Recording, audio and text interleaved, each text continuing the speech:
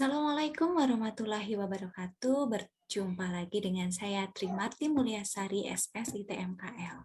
Kali ini saya akan sharing terkait dengan pengambilan sampel alat makan untuk pemeriksaan angka lempeng total atau ALT alat makan, di mana terbagi menjadi dua tahap. Tahap pertama adalah tahap pengambilan sampel alat makan, dan tahap kedua adalah tahap pemeriksaan angka lempeng total pada alat makan. Kita bahas satu persatu ya. Tujuan dari pengambilan sampel alat makan adalah untuk pemeriksaan parameter mikrobiologi, kemudian untuk pemeriksaan parameter kimia, dan untuk pemeriksaan parameter fisik. Untuk hari ini, kita akan khusus membahas pengambilan sampel alat makan yang bertujuan untuk pemeriksaan parameter mikrobiologi pada alat makan. Nah, ada beberapa metode yang bisa kita gunakan. Yang pertama adalah metode Juring, yang kedua adalah metode jendela usap, dan yang ketiga adalah metode bilas. Kita bahas satu persatu. Untuk metode Juring, di mana prinsipnya adalah pengambilan sampel pada bagian alat makan yang berseberangan. Nah, untuk pemula, kita bisa bantu membagi alat makan menjadi dua bagian terlebih dahulu, ya, pada bagian atas dan bawah, dan bagian selanjutnya adalah kanan dan kiri. Nah, karena prinsipnya adalah berseberangan, sehingga yang kita ambil ini adalah Juring yang diagonal ini ya, yang sudah kita arsir. Ini adalah bagian yang kita ambil, atau bisa juga yang sebelah sini. Ya, bagian atas kanan dan bagian bawah kiri. Ini juga boleh. Yang penting adalah prinsipnya pengambilan sampel pada bagian yang berseberangan.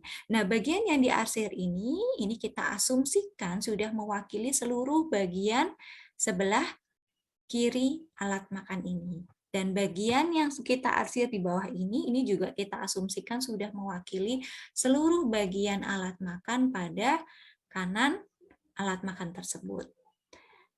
Oke, untuk metode Juring kita bisa menggunakan alat bantu pengambilan sampelnya. Yang biasa kita gunakan adalah swab atau lidi kapas steril. Nah, oke. Nah, selanjutnya adalah metode jendela usap. Nah, seperti halnya jendela di rumah, ya, ini berbentuk persegi panjang atau bisa juga berbentuk persegi, ya, atau square. Nah, ini tergantung pada alat makan, luas permukaan alat makan yang akan kita usap. Nah, kita terlebih dahulu membuat pola atau alat bantu berupa jendela usap, di mana panjang dan lebarnya ini juga kita sesuaikan juga ya dengan luas permukaan piringnya. Jangan sampai jendela usapnya ini melebihi diameter alat makan tersebut. Nah, untuk metode jendela usap ini hanya bisa kita gunakan untuk alat makan yang memiliki luas penampang lebar, ya. Kalau seperti garpu, kemudian gelas, sendok, itu tidak bisa kita menggunakan jendela usap ataupun juring tadi, ya. Nah, ini nantinya kita akan melakukan pengambilan sampel ini pada bagian dalam jendelanya ini yang kita arsir. Nah, nantinya juga setelah dilakukan pemeriksaan, ini biasanya akan dimasukkan ke dalam rumus, di mana rumusnya itu biasanya ada perbandingan luas permukaan yang diusap dibandingkan dengan luas seluruh alatnya. Nah, pengambilan sampel dengan metode jendela usap ini juga menggunakan alat bantu, alat swab ya, atau lidi kapas steril. Oke, selanjutnya adalah metode bilas. Nah, metode bilas ini prinsipnya adalah pengambilan sampel pada seluruh permukaan alat makan. Jadi yang ini alat makannya semua diarsir, ya, semua diambil sampelnya. Jadi pada metode bilas ini kita tidak perlu lagi melakukan perbandingan alat yang diusap dibandingkan dengan seluruh permukaan alatnya, karena perbandingannya sudah satu persatu, ya, tidak perlu lagi kita bandingkan.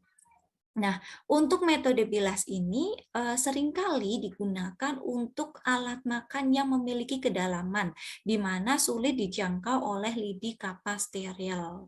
Jadi contohnya botol, kemudian termos, ya, dan lain sebagainya, di mana dia memiliki kedalaman yang sulit dijangkau menggunakan swab.